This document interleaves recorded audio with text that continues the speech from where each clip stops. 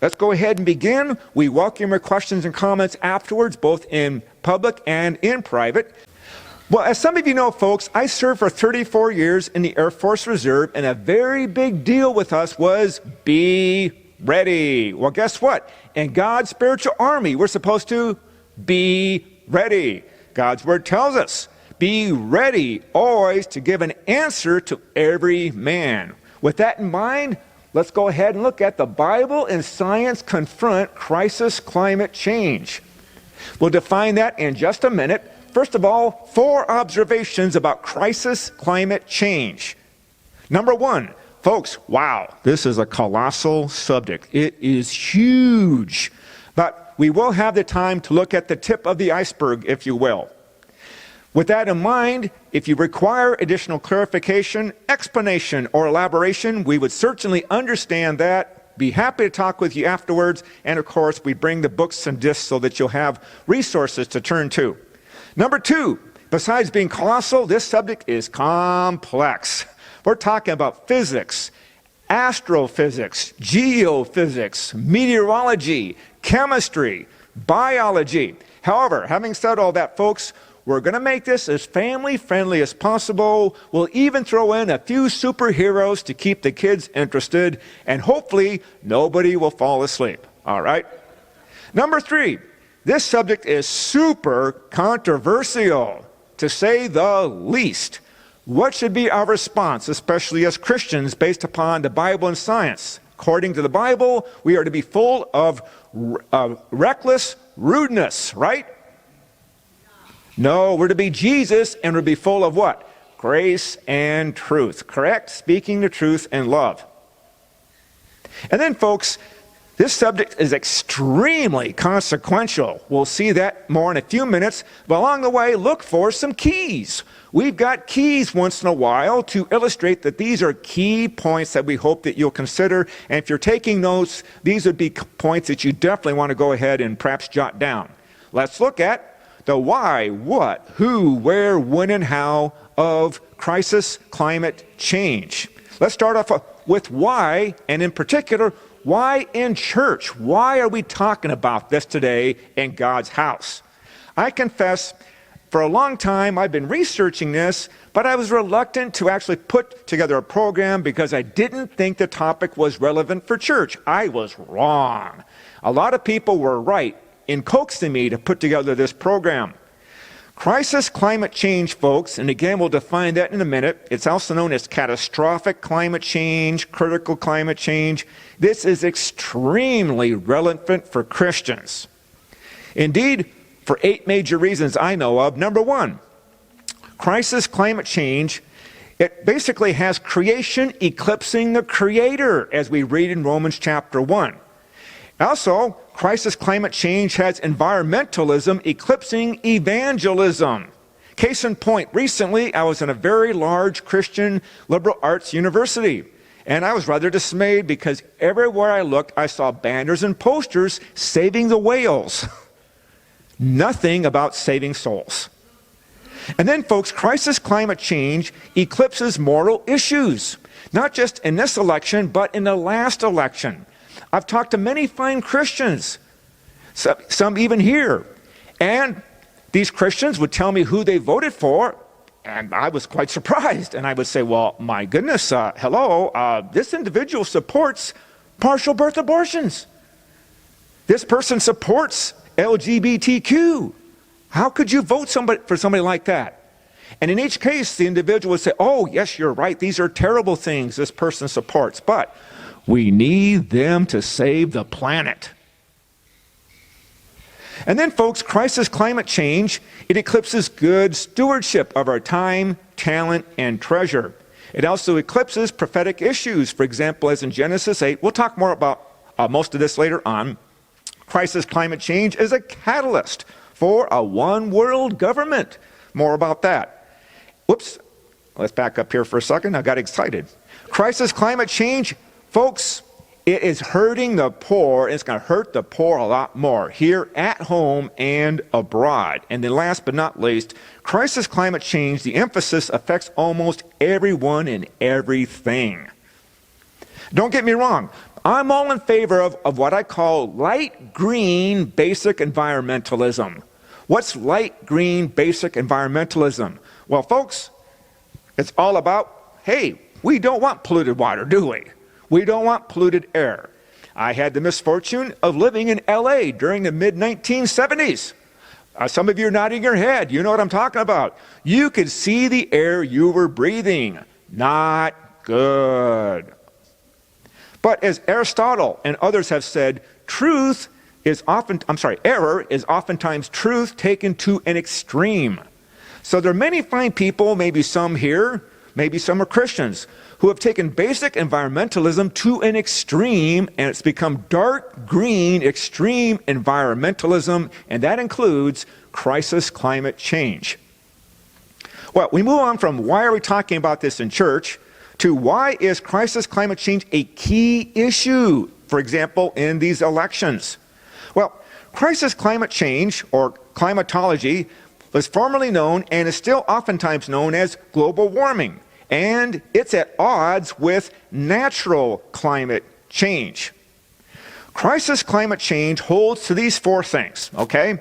Temperatures are increasing greatly due to Earth's greenhouse gases increasing, which retains solar heat. Man is overwhelmingly responsible for this, mainly due to his additional output of carbon dioxide greenhouse gas. Third, this situation, it is serious, it is urgent, and it is imminent. And fourth, billions must be spent now to save the earth. Well, natural climate change is very different.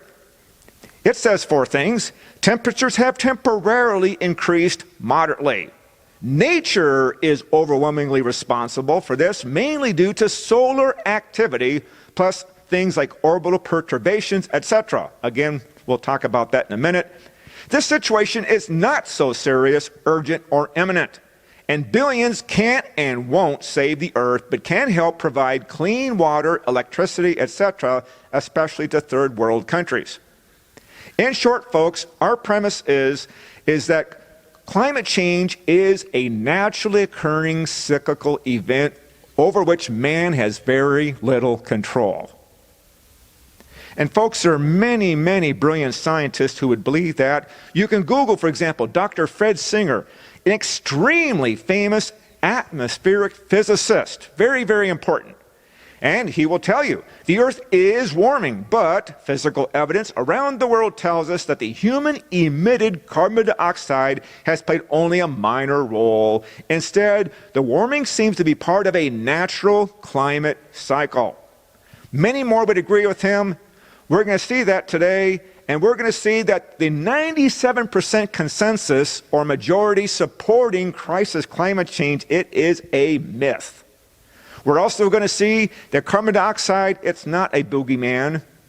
We're going to see that the Earth has warmed up very slightly in the last 100 years, and it's not going to warm up that much more in the next 100 years. And the sea surface has risen very, very little, and it will not rise much more than that. Well, back to why. We've talked about why are we talking about this in church. We've talked recently, why is crisis climate change such an issue? Why do so many people believe it? Many fine people, maybe some of you, glad you asked. Maybe look at 9 motivations that many people have for believing in crisis climate change and how it will change their lives and change our country, folks, and alter elections. First of all, many people have, I call, proper reasons. They're sincere, they're noble. As far as they're concerned, hey, man's responsible for the earth warming up, better do something about it, okay? Those are sincere reasons, they're sincerely wrong, but they're sincere reasons, I can respect that, okay? Then there are people looking for a purpose in life. They need a cause. They need a meaning in life, all right? I can respect that too. Then, the biggie though, I've seen peer pressure. The usual person who believes in crisis climate change believes so because it seems like everybody else does, and all we find out about it is in the newspapers pushing crisis climate change, okay? And then fourth, there are pious reasons. There are some people, especially our New Age friends, they literally worship the planet Earth, and they are out to protect the earth from man. Now, there are 5 more motivations there below the red line. These are not respectable motivations, but they're very common. There's a matter of prominence. There are people who want notoriety and attention, so they go around scaring people to death about climate change. There are people looking for publicity, as in the media. There are people looking for power in terms of government control, fighting crisis climate change. And then there are political reasons. As we're going to see, some of our socialist friends, for example, they are attacking capitalism by using crisis climate change as a defense. And then there's profits. Folks, there are big bucks to be made when it comes to fighting crisis climate change. Regarding those last 5 odious motivations people have for believing in crisis climate change, I'm reminded of these comments made by Dr. Patrick Moore. I'll let you read those on your own if you want, and all the other longer quotations for the sake of time. This program's a little longer than most of our programs. I try my best to keep it short, folks. This is a big, big subject. By the way, Patrick Moore, interesting fellow, co-founder of Greenpeace, head of Greenpeace Canada. Guess what happened to him? He checked out all the facts. He was stunned to find out he'd been wrong. Patrick Moore now is the most passionate opponent of crisis climate change. He no longer believes in extreme environmentalism. He believes in simple, basic, light green environmentalism. And we'll be hearing from him a number of times because he's a brilliant man, very well qualified, and he's very passionate, folks, in supporting natural climate change. As opposed to people, for example, like this Canadian bureaucrat, Christine Stewart. She's what we call a watermelon environmentalist.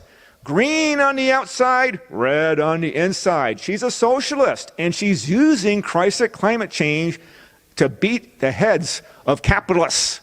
She's using it, and well, she comes right and says, it doesn't really matter if crisis climate change is true, it's a good weapon against capitalism. Well, we better wrap up this section, though, with a spiritual note. Aren't you glad, if you're a born-again Christian, we, folks, have a purpose in life, don't we? We don't have to resort to crisis climate change because we can press toward the mark for the prize of the high calling of God in Christ Jesus. But next, moving on, for the sake of time, we'll turn from the why of crisis climate change to what is it anyway? In a nutshell, crisis climate change revolves around global warming. Global warming revolves almost totally around carbon dioxide. Everything else for them is strictly minor. Methane, very minor. Nitrous oxide, very minor. Carbon dioxide, it is the boogeyman, folks. It is the #1 reason why they believe the earth is burning up. And they believe that directly or indirectly, due to carbon dioxide, we've got the ice is melting, glaciers are melting, the sea surface is rising, and we've got extreme weather. The world is doomed because of carbon dioxide, primarily, okay?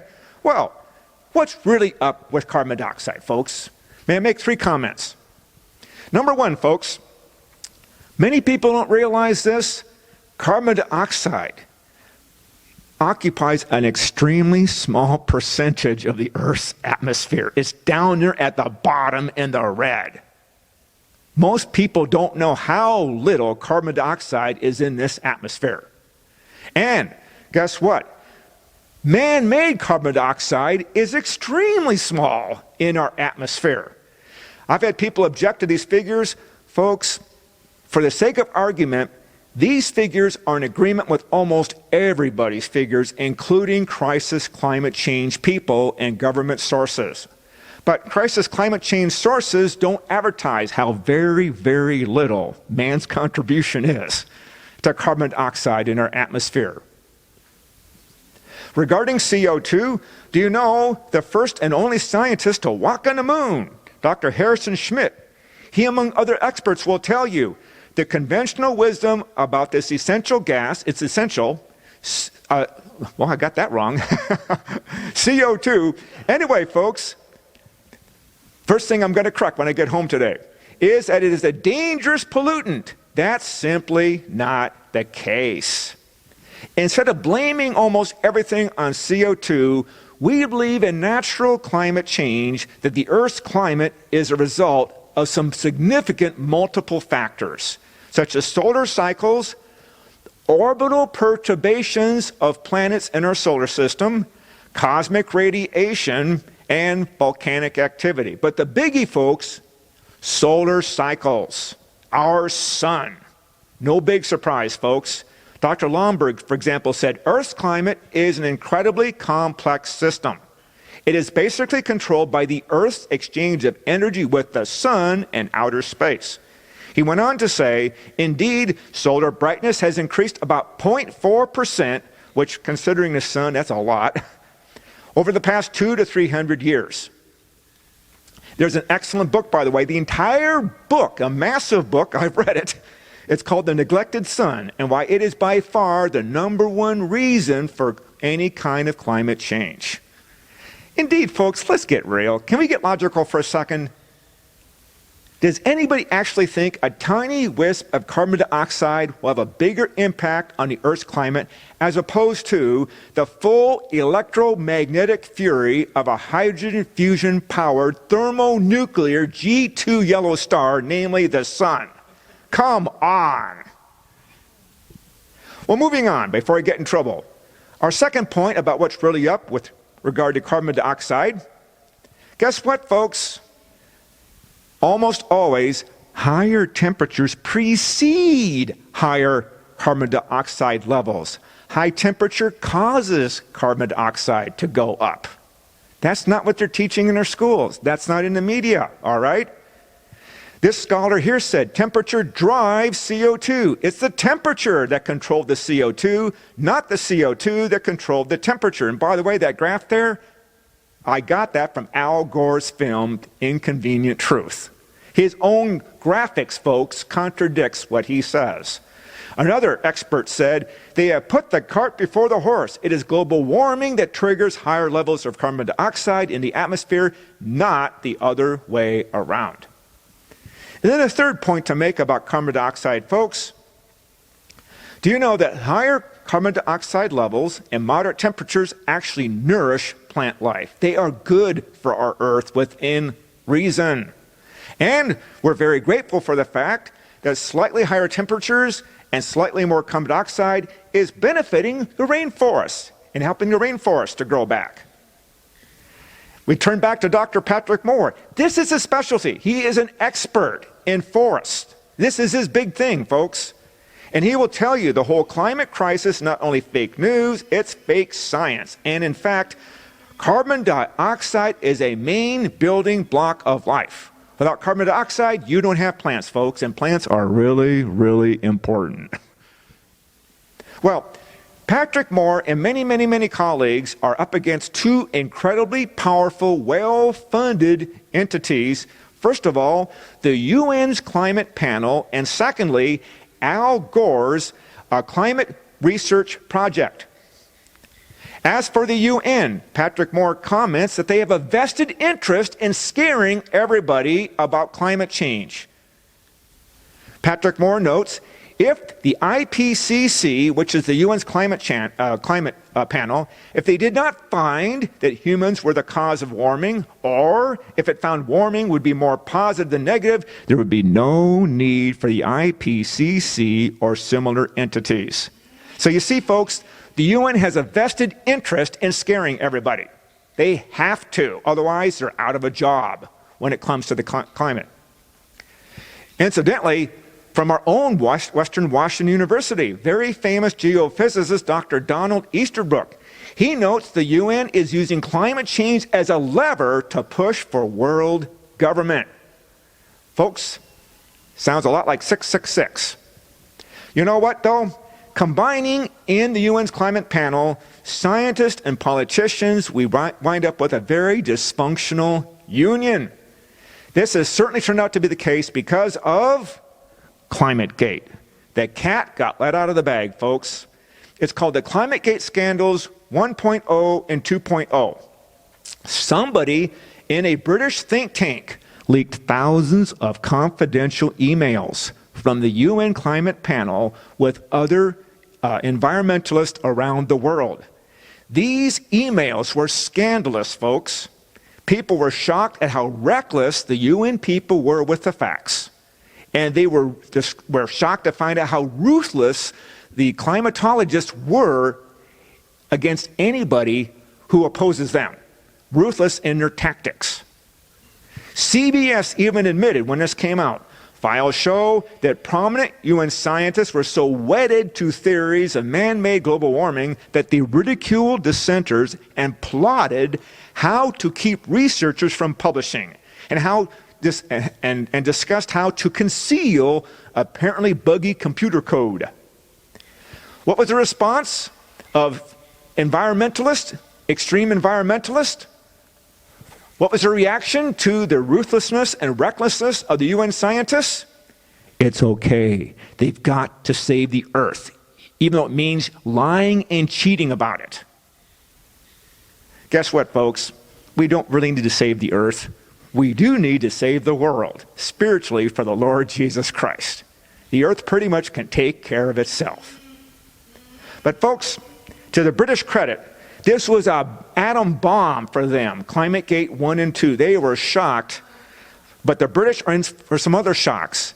And this explains why in Britain, far fewer people are buying into crisis climate change. In America, bad news, folks. Virtually nobody has heard about ClimateGates 1 or 2. The media does not want to talk about it. That's why many, many Americans don't know the truth, the whole truth, and nothing but the truth, like the British, with regard to crisis climate change. With that in mind, folks, may I share with you a short list? This is a short list. I have here, folks, 48 experts on the climate. All of them have doctoral degrees. All of them are against crisis climate change. Many of these used to be in favor of crisis climate change, but after they discovered the truth, the whole truth, nothing but the truth, they are now opponents of crisis climate change. Their numbers are increasing all the time. I can't slow down enough for you to read all these, but you probably don't want to read all of them. It might put you to sleep, and also it would keep us here a long time. But the next time you hear somebody saying, scientists have proven crisis climate change, and man is ruining the earth, you think about this list Hoyle had up here of a small number of the scientists who are in favor of natural climate change. They believe that Mother Earth is very resilient and climate change is due to naturally occurring cyclical events far outside any power of man. One of these I just quoted from, you probably didn't see it, I wouldn't blame you, back to Dr. Donald Easterbrook from Western Washington University. He said a lot of politics has got involved with climate change specifically because there are huge amounts of money involved. There's also a huge amount of power. So you can see why there are politicians and scientists that love crisis climate change, folks. It gives them publicity, it gives them power, and it can be very, very profitable. Much more can be said, but we have to wrap this up spiritually and note, be ye therefore wise as serpents and harmless as doves, folks. Next, let's look at the who of crisis climate change. How many here have heard about 97% of scientists believe, a consensus believe in crisis climate change? This figure all goes back to one person. A historian, not a scientist, a socialist, no big surprise. She favors crisis climate change, and she's supported by crisis climate change. So guess what? She's going to come up with a number like this, folks. This is a classic example of the fox guarding the hen house. Well, you know what? An awful lot of people have noted her figures are way, way off. This expert here, a meteorologist, will tell you that her work is a train wreck as far as accuracy is concerned. Or how many here have heard of Dr. Michael Crichton, Jurassic Park, ER, etc., right? He wrote a fascinating book, not a Christian book. It's not perfect, but I recommend it. If you want an interesting way to learn about environmentalism, State of Fear is a good choice. I bought mine on eBay for $4. Michael Crichton, he wrote the spurious claims of crisis climate change, of their consensus, is a way to avoid debate by claiming that the matter is already settled. It's not settled, folks, by a long shot. Do you know there are all sorts of other surveys that have been done, and they do not agree with the 97% figure? But here's my favorite indication of that, folks. You can check this out online if you want. The Global Warming Petition Project. This volunteer outfit sent thousands and thousands of copies of this statement to scientists around the country and asking them, would you please sign this if you agree? In particular, in the red here, for the sake of time, may I read this part here? There is no convincing scientific evidence that human release of carbon dioxide, methane, or other greenhouse gases is causing or will, in the foreseeable future, cause catastrophic heating of the Earth's atmosphere and disruption of Earth's climate. How many scientists so far have signed that statement? How many say 1,000? How many say 5,000? How many say 10,000? How many say 15,000? How many say none of the above? Okay, my suggestion, folks, after having spent 10 years in college and graduate school, and I've taken innumerable multiple choice tests, okay? When in doubt, if I have no idea, if available, I always choose none of the above. The correct answer, folks, is mind-boggling and documented. 31,478 scientists, 1/3 of whom have doctoral degrees, reject crisis climate change. They don't talk about that, do they? Folks, in many, many cases, some very fine scientists who support crisis climate change, their numbers are greatly exaggerated. They're very much divided among themselves. Many are deserting crisis climate change, and many now adamantly oppose it. But for the sake of argument, let's just pretend for a second a majority of qualified scientists do believe in crisis climate change. Does that mean it's true? Well, no. The majority is frequently wrong, folks, even in science. Some quick examples. Folks, up until the 20th century, most physicians believed in bloodletting. The best way to heal people was to bleed people. Dumb, right? But most of them believed in it. Did that make it right? No. Believe it or not, at one time, most scientists believed in phrenology, that you could analyze a person's personality and character by the shape, the feel of their skull. Or, believe it or not, folks, most scientists doubted or rejected Albert Einstein's theories when they first came out. Or, and this is very, very tragic, I hate to say this because I'm patriotic, many Americans believed in evolutionary eugenics, the superiority of certain races, and the selective breeding of human beings, which came to a head, of course, in Nazi Germany. Wrong, wrong, wrong, even though the majority of scientists once believed in it.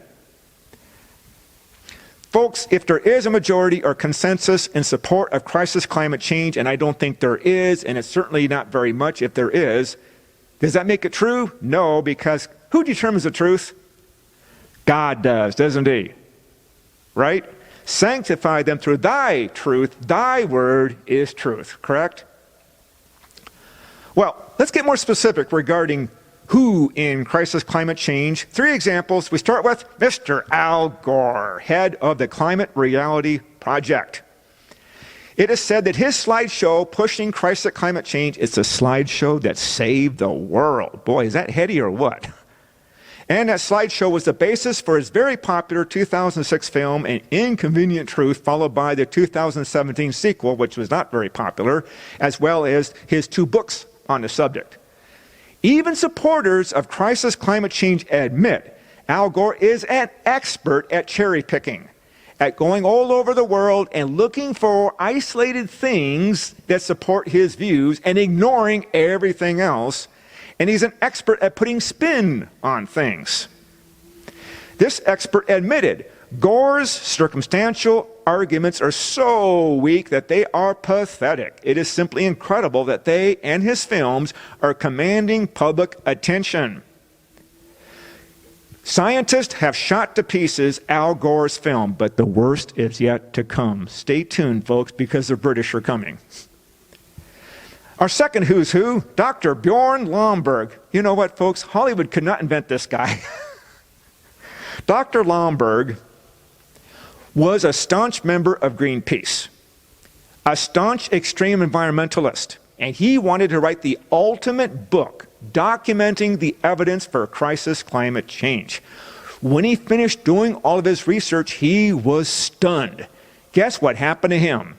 He left Greenpeace and instead of writing the ultimate master book defending crisis climate change, he came out with a series of books and films. Christopher Horner, in that great book, The Politically Incorrect Guide to Global Warming, praises Lomberg and says, to his eternal credit, Lomberg risked his entire social, political, and professional life by valuing the evidence over the party line. Lomberg wrote the book, The Skeptical Environmentalist. It is a massive, massive book, folks. It is huge. The purpose of this book is to demonstrate statistically that extreme environmentalism does not make sense, especially crisis climate change. His book is the size of a small catalog. It is 514 pages long. You ready for this? 2,930 footnotes. 2,710 bibliographic entries. This is an almost bulletproof book, folks. Now, how does this compare to what our crisis climate change people have got? Well, the UN scientists put out 2 editions of dire predictions. There are no footnotes in their books and no bibliography. It gets worse. Al Gore's 2 books have no footnotes, no bibliography, no table of contents, and no index. These individuals expect you to believe blindly everything they say without any documentation. By the way, Lomberg also has statistically proven that the much lauded forms of alternate energy, especially solar and wind, are way, way, way unrealistic. They are expensive, they have limited lifetime, the maintenance is very, very difficult and costly, and on top of everything else, extremely unreliable. Lomberg laments the enormous amount of money being spent and to be spent on crisis climate change. He very much wants that money to be spent on bringing electricity and clean water to third world countries and to help battle things like malaria. Or Freeman Dyson agrees with him. Freeman Dyson, he's considered the successor of Albert Einstein. Princeton University, he just recently passed away. This man is amazing. He's a genius. I love reading his books. And he said, as you can see, the idea that global warming is the most important problem facing the world is total what? Nonsense. And it's doing a lot of harm. However, it is great propaganda. Well, third, last but not least, regarding who's who in crisis climate change, it's you and me, folks. Especially after the week we've had, folks, God expects his people to keep on keeping on for him, right? To be salt and light in this world until the Lord Jesus Christ comes again, correct? Well, next, let's look at the where of crisis climate change. In preparation for this program, I have visited dozens of natural history museums and, of course, read dozens and dozens of books. As I said earlier, I was able to put together this program record time this year because I had a lot more research time and prep time because of the virus. And folks, and we make 3 stops as far as where it's concerned. Our first stop is Houston, Texas. Why there? Well, folks, Houston is an amazing museum district I enjoy thoroughly, but there they have one of the world's most unusual museums, the Freeman Weather Museum and Research Center. I eagerly made plans to visit there. I brought with me cameras. I brought with me notebooks. Folks, I was going to take lots of pictures involving crisis climate change and global warming, talk to researchers. Boy, was I in for a huge surprise. They have nothing in that entire museum about climate change at all. You can imagine how stunned I was. So, they made arrangements for me to talk to Jane. Jane, the meteorologist. I spent the afternoon talking to Jane. Now, actually, this is not Jane, and Jane's not her name. Jane said she would only talk to me if I did not use anything about her at all. She wanted strict confidentiality. Why is that? She told me that if you want to destroy your career, it will be destroyed by crisis climate change people once they find out you disagree with them. She knows of 2 colleagues who lost their jobs once word got out that they did not believe in crisis climate change. Now, is that very scientific, folks, or fair? Well, anyway, folks, Jane told me she was one of 24 graduates from a prestigious university's meteorology program. She said almost everybody went into that program to fight climate change. They were crisis climatologists, wanted to save the world. I almost fell over. I said, well, after graduation, how many still felt that way? Guess what she said? None. She said all of her fellow students, once they found out the truth, none of them believed in crisis climate change anymore. I found out from her the 2 most qualified scientists to discuss crisis climate change would be meteorologists like her and atmospheric physicists like Dr. Singer, for example. I found out, guess what percentage of these people believe in crisis climate change? How many say 20%? How many say 40%? How many say 60%? How many don't know or don't care? I see Pastor Mike back there. He's kind of doing this number here. Are you ready for this, folks? Can I have a drum roll? Drum roll. Folks, the percentage of scientists who are the most qualified to speak on a subject of climate change, believe it or not, from an expert, 20%. 80% reject crisis climate change. Now, is that in the newspaper? No. By the way, I also found out from her the museum has nothing about climate change because virtually the entire staff is against crisis climate change, and they decided the best thing to do is just not even talk about it. By the way, speaking of meteorologists, America's most famous is John Coleman, founder of the Weather Channel. He said, this is my field of lifelong expertise for 50 years. And I'm telling you that global warming is a non-event, a manufactured crisis, and a total scam, the greatest scam in history. Do you think he would know more about this than Al Gore? Well, our second stop, folks, merry old England. They should make a movie out of what I'm about to share with you. There was a humble little Scottish truck driver who was offended by his 2 teenagers being made to watch Al Gore's film. He wanted them to be waived, to be excused from watching this film. He was refused. So he did the impossible. He sued the British government. Wow. You talk about David versus Goliath. This Scottish truck driver sued the British Ministry of Education.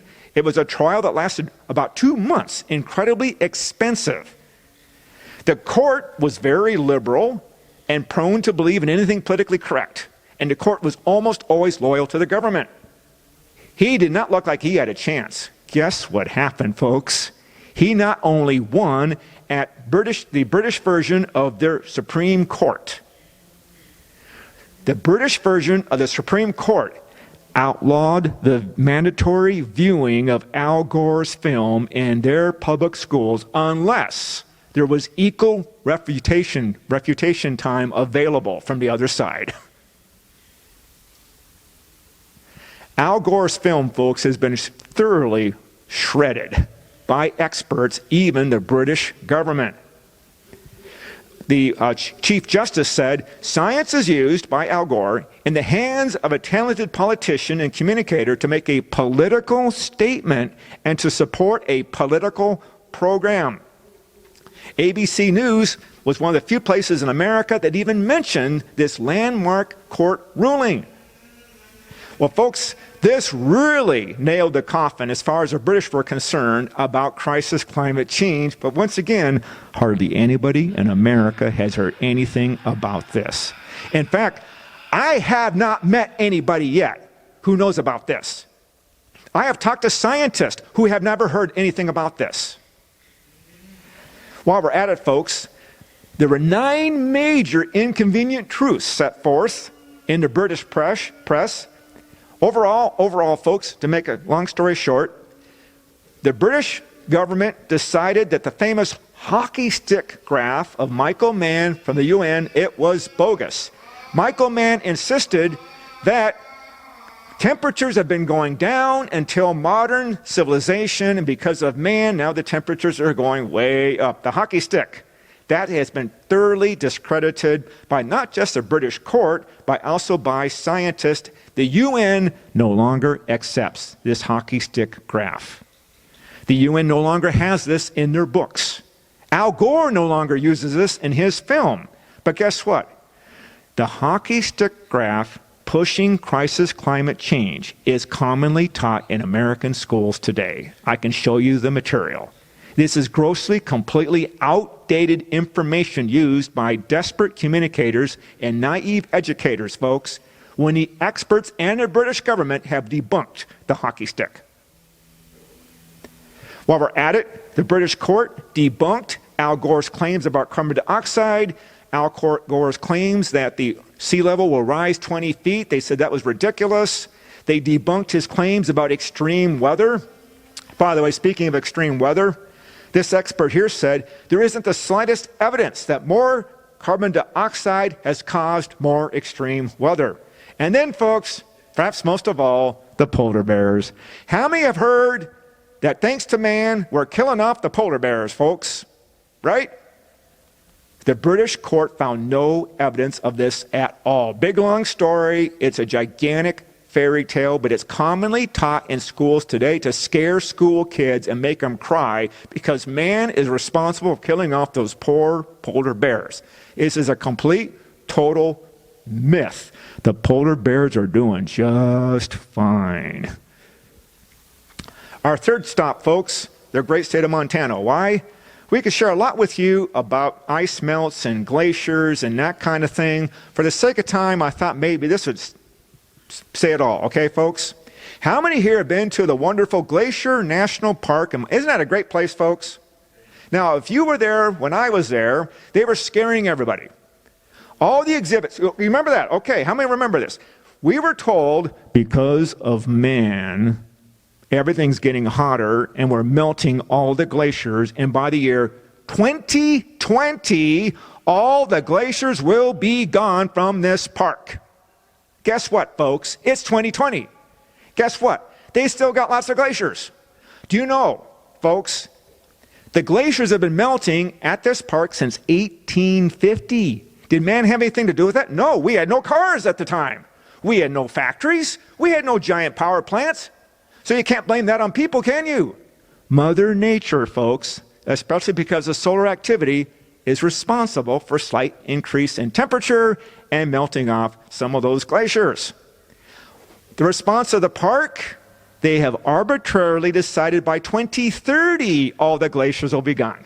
They're changing all their signs to reflect that. Well, you know what? An enterprising Montanan has issued a public bet of $5,000. He is claiming in the year 2030, the glaciers will still be here. He's betting $5,000 to anybody who will say otherwise. Do you know not a single person has taken him up on his bet?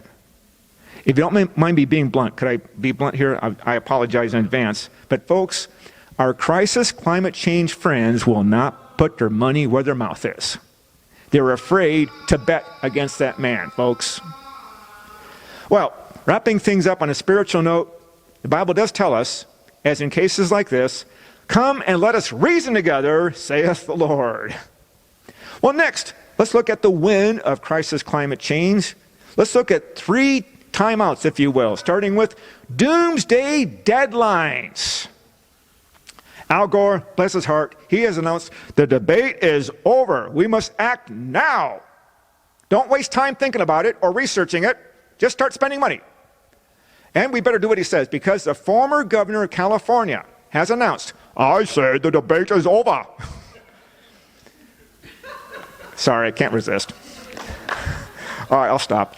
He says, we know the science. We see the threat. The time for action is now. Don't think about it, just act. Well, Dr. Patrick Moore is a little bit smarter than these guys. And what does he say? Remember, former founder of Greenpeace and head of Canada Greenpeace. There is no scientific proof of this hypothesis, crisis climate change, yet we are told the debate is over and the science is settled. Folks, the debate has hardly gotten started, and they've already declared it's over. This crisis climatologist admits to capture the public's imagination, we have to offer up scary scenarios and make simplified, dramatic statements and make little mention of any doubts. Well, I've talked to computer experts because our crisis climatology friends are huge on computer models and computer predictions. The experts tell me, folks, that computers are not crystal balls, and you only get out of them what you put into them. The result, this atmospheric physicist warns, global warming climate models are like computerized tinker toys with which one can construct any outcome he chooses. Or back to Dr. Freeman Dyson. He said, computer climate models are unreliable predictions because they still use fudge factors rather than physics to represent important things. They are what, folks? Rubbish. Successor of Albert Einstein, folks. Well, unfortunately, for people like poor Prince Charles, they have bought into all this stuff, and they keep trying to scare the public. And unfortunately, Prince Charles has not enhanced his credibility with his repeated warnings about the end of the world. Well, timeout number 2. We turn to, what's this? Global cooling? How can that be? We now, folks, turn back the clocks a few years to a very scary time some of us are trying to forget. Now, we have the kids here. Boys and girls, you may want to cover your eyes. What you're about to see is very, very frightening. We now go back in time to the golden age of polyester. We're in the 1970s, folks. And during the 1970s, scientists were telling us what? We know the truth. You should listen to us. We're all going to freeze to death. The world is getting colder. Pay attention to us. And the irony, folks, is some of the same scientists have said everybody's going to freeze are the same scientists who are saying what? We're all going to burn. I think they've lost their credibility, don't you? Folks, up until the 1960s, scientists thought things were getting warmer. Then they thought things were getting cooler. Then they decided things were getting warmer. And then just to hedge their bets, they're now saying, well, we don't know for sure, so we're going to call it climate change. But third point, folks, we now turn to our third timeout, temperature swings. They don't mention this in most schools because it's a disaster for crisis climate change. But for about 400 years, there was what was called the Roman warm period, followed by about 400 years or so of the cold dark ages, followed by, double key here, folks, the worldwide medieval warm period. Things got hot, hot, hot for about 400 years during the Crusades. And then guess what? Things got, I just added this slide, folks. This helps to explain what? Why that giant island near Iceland is not called Whiteland, it's called Greenland. Why is that? During the medieval warm period, Greenland was green. Did you know that? And the Scandinavians, the Vikings, they colonized there. Then things got really, really cold, and they left. And now we've got Whiteland, even though it was once Greenland. Then, folks, the medieval warming period was followed by the Little Ice Age, what lasted about approximately 400 years. And then, folks, the contemporary warm period starting in the mid-19th century. Now, folks, do you see where we're going with this?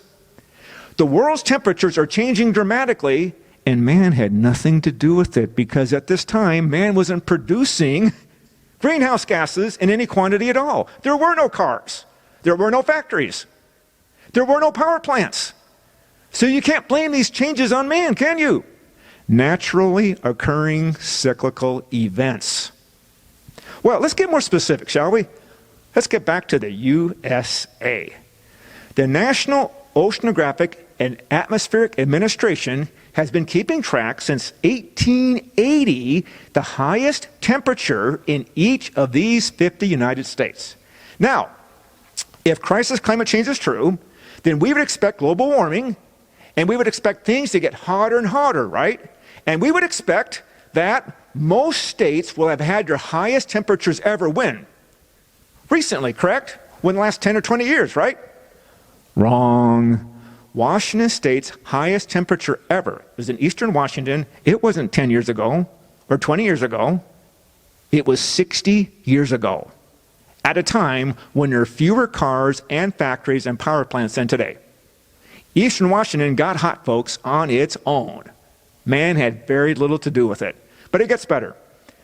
Looking at this chart from NOAA, government organization, I have gone ahead and I've added up all the high temperatures by decade. You would think, if global warming was true, that once again, you would see high numbers at the bottom there, right? That states would have their highest temperatures in the 2010s and the 2000s and the 1990s, correct? Well, look at that, folks. Only 2 states had high temperatures ever in the 2010s. And the very, very toasty 1990s, only 5 states had their highest temperatures ever. When were all the high temperatures, folks? In the 1930s, 22 states had their highest temperatures ever. In 1936, 15 states in America had their highest temperatures ever.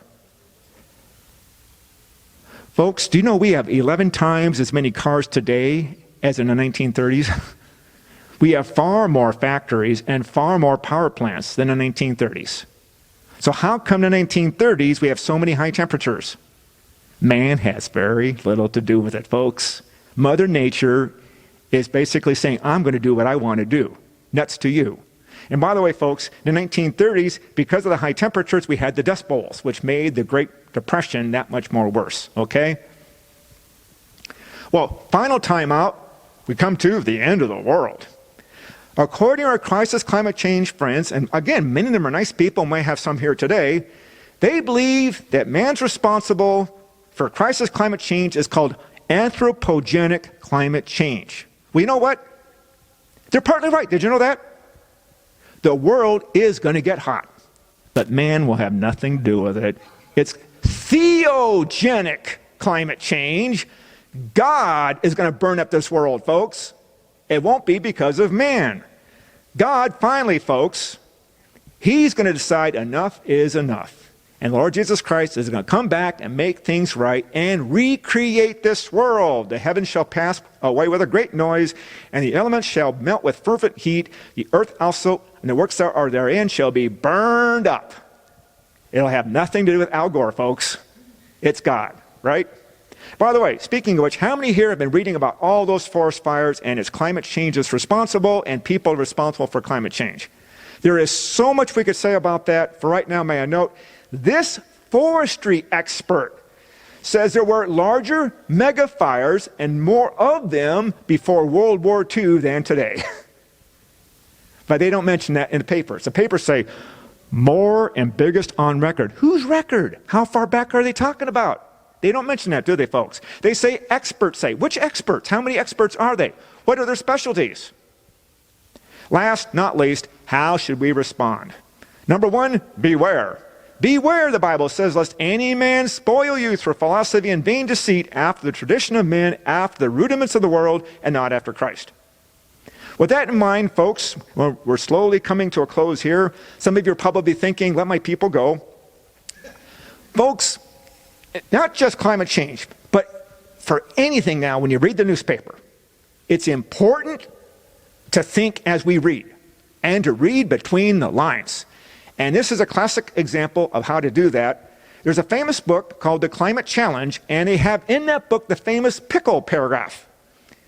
The pickle paragraph, and I'm sure the author is a nice guy, in this paragraph, folks, he summarizes the crisis that faces man over crisis climate change. At the bottom he says, we are most certainly in a pickle. Well, very briefly, I can't cover everything here for the sake of time. Wow, actually, how much time do I have? Do I have 5 more minutes? Can I do 5 more minutes? Is that okay? Okay. All right, folks. All right, the author says, there is no mistaking the urgency of the matter. Whoa, wait a minute. What do you mean there's no mistaking? They made a ton of mistakes. They admit they made mistakes. Remember global cooling? That was a big mistake. The urgency of the matter. He uses the word urgent 3 times in one paragraph. They have to do this. Why? If they make it urgent, you're not allowed to stop and think about it, folks. You're just supposed to act and spend hundreds of billions of dollars. Okay? Then he talks about carbon dioxide and the other greenhouse gases. Folks, the number one greenhouse gas is water. By far.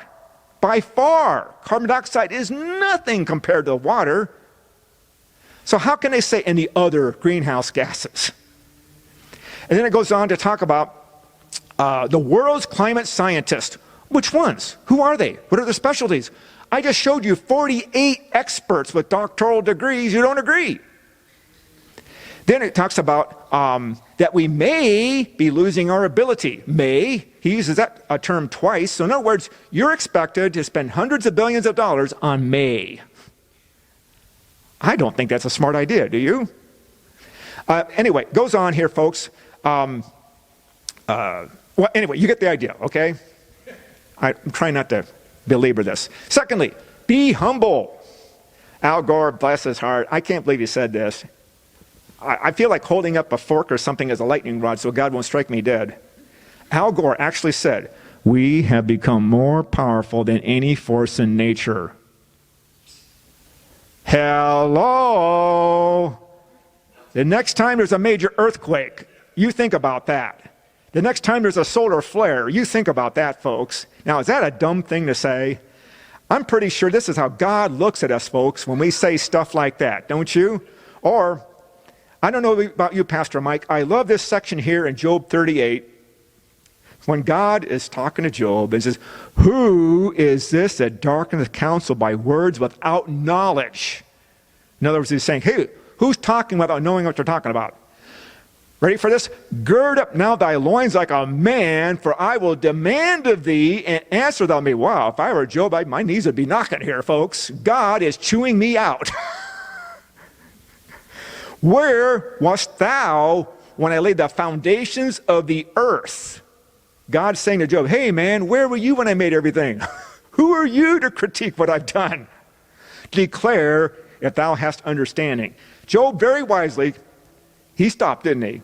He shut his mouth and then he said, hey Lord, you got it, you got it. Third, last, but certainly not least, finally, be saved. For by grace are ye saved, not through crisis climate change, not through Al Gore, not through the UN folks. For by grace are ye saved through faith, that not of yourselves, it is the gift of God, not of works, lest any man should boast. Spiritual salvation, folks, is what we should be striving for. All the rest falls into place, doesn't it? And after that, we have a purpose for life, don't we? To live for the Creator and Savior, the Lord Jesus Christ.